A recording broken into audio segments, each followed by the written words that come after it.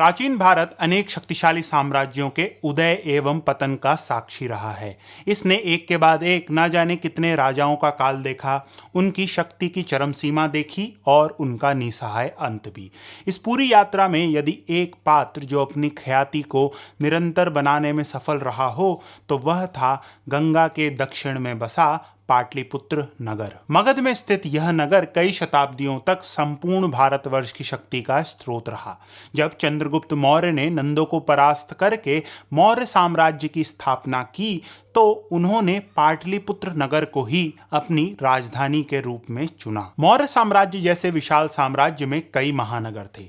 यदि चंद्रगुप्त चाहते तो किसी को भी अपनी राज्य की राजधानी के रूप में चुन सकते थे, लेकिन चंद्रगुप्त मौर्य ने पाटलिपुत्र को ही अपनी राजधानी के रूप में चुनना उपयुक्त क्यों समझा और इसके पीछे क्या कारण थे, इन सभी बिंदुओं पर हम इस वीडियो में चर्चा करेंगे। अब जब बात आती है कारणों की तो हमें सबसे प्रथम पाटलिपुत्र के इतिहास को जानना होगा। बात लगभग 5वीं सदी ईसा पूर्व की है।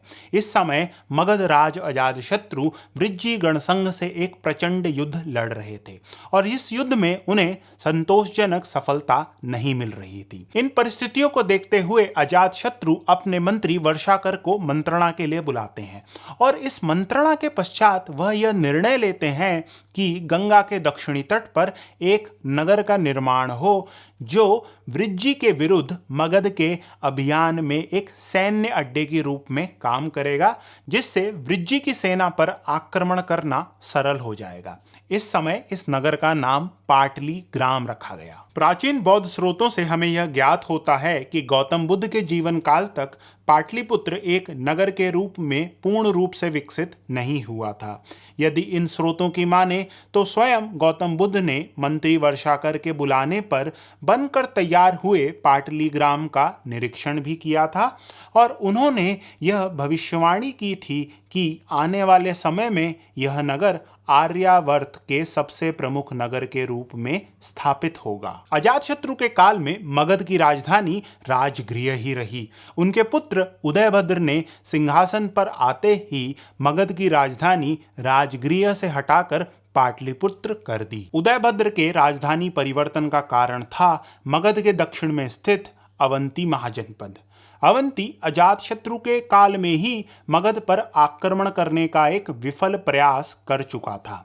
इस कारण से राजगृह की सुरक्षा प्रणाली अत्यंत सुदृढ़ कर दी गई थी, किंतु राजगृह के अवंती की सीमा से अत्यंत निकट होने के कारण इस पर आक्रमण का भय सदैव लगा रहता था। इस कारण से उदयभद्र ने अपनी राजधानी पाटलिपुत्र में बसाने का निर्णय लिया। पाटलिपुत्र अवंती की सीमा से दूर था और इसी कारण सुरक्षित था। जब शिशुनाग ने अवंती महाजनपद को पराजित कर मगध में मिला लिया तब भी राजधानी पाटलिपुत्र ही रही। कुछ स्रोतों के अनुसार शिशुनाग ने अवंती पर विजय पाने के पश्चात राजगृह को पुनः मगध की राजधानी बना दी, लेकिन उनके पुत्र कालशोक के काल में पाटलिपुत्र पुनः मगध की राजधानी बना दी गई। कालशोक के पश्चात नंदों के काल में भी पाटलिपुत्र मगध की राजधानी रही।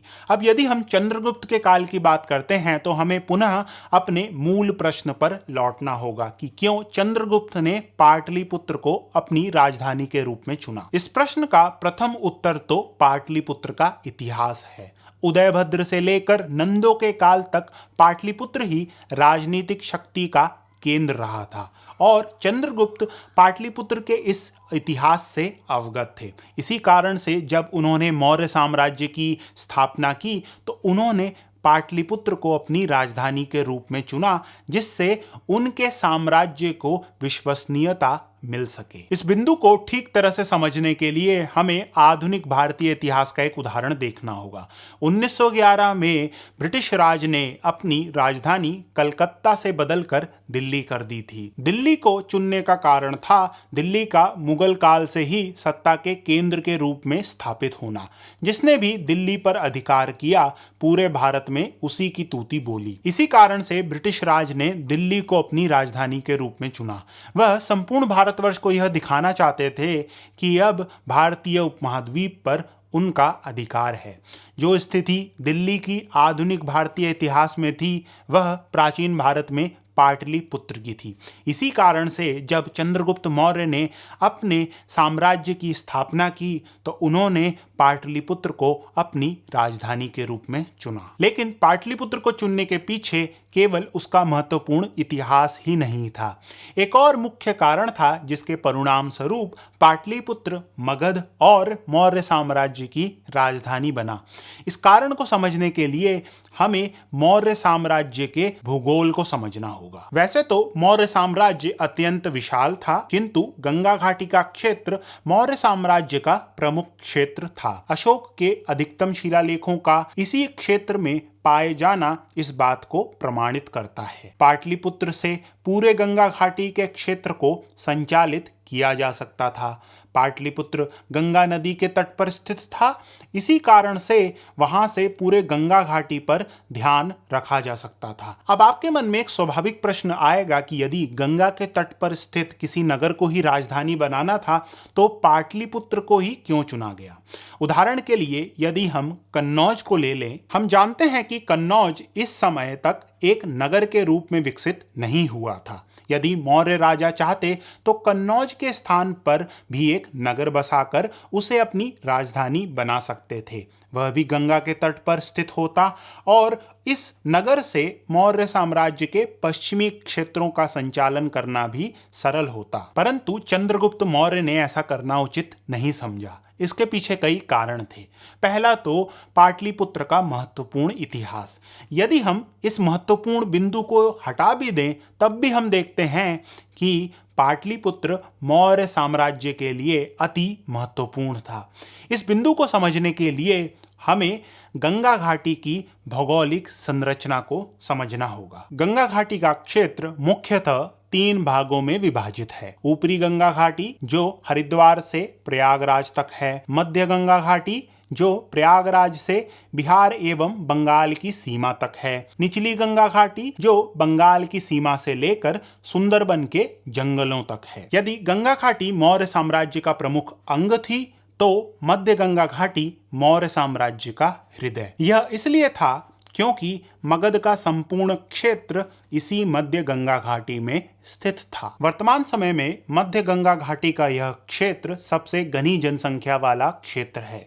इस आधार पर यह कहा जा सकता है कि प्राचीन काल में भी सबसे अधिक लोग इसी क्षेत्र में निवास करते होंगे।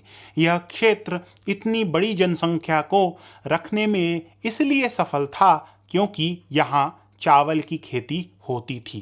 भौगोलिक रूप से भी यह क्षेत्र चावल की उपज के लिए उपयुक्त है। चावल की खेती गेहूं एवं जौ से अधिक पैदावार देती थी। इसी कारण से यह क्षेत्र एक बड़ी जनसंख्या का पालन पोषण करने में सक्षम था और है। औद्योगिकरण से पूर्व जिस राज्य में जितनी अधिक जनसंख्या होती थी वह उतना ही अधिक शक्तिशाली समझा जाता था।